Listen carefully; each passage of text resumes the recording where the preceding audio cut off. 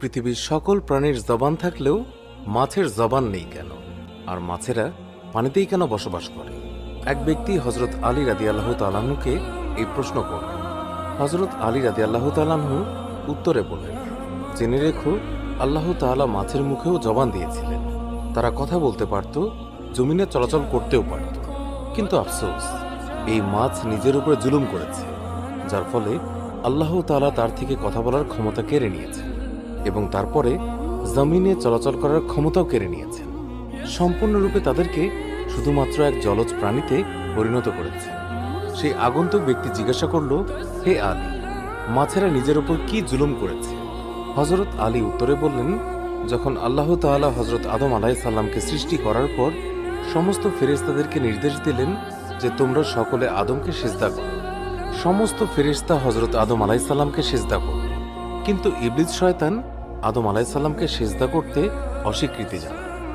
ইবলিস আল্লাহ তাআলার হুকুম অমান্য করে বলতে লাগলো, আপনি আমাকে আগুন থেকে তৈরি করেছেন আর আদমকে সামান্য মাটি থেকে, যার ফলে আল্লাহ তাআলা ইবলিস শয়তানকে জান্নাত থেকে বের করে দিলেন।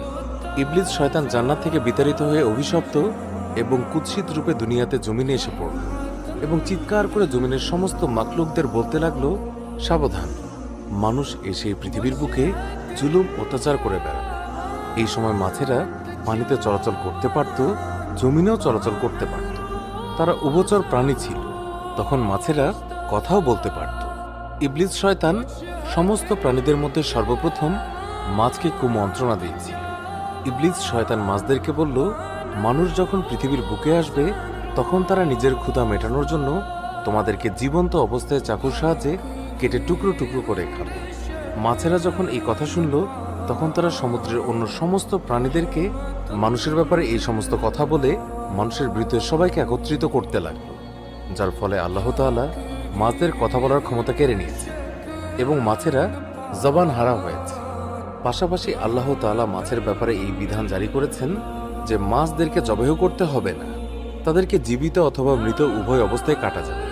অন্য সকল প্রাণীকে আল্লাহর নাম নিয়ে জবাই করার যে বিধান প্রযোজ্য সেটা মাছের ক্ষেত্রে প্রযোজ্য হবে না, কেননা আমি তোমাদের জীবনকে পানির মাঝে সীমাবদ্ধ করে দেব।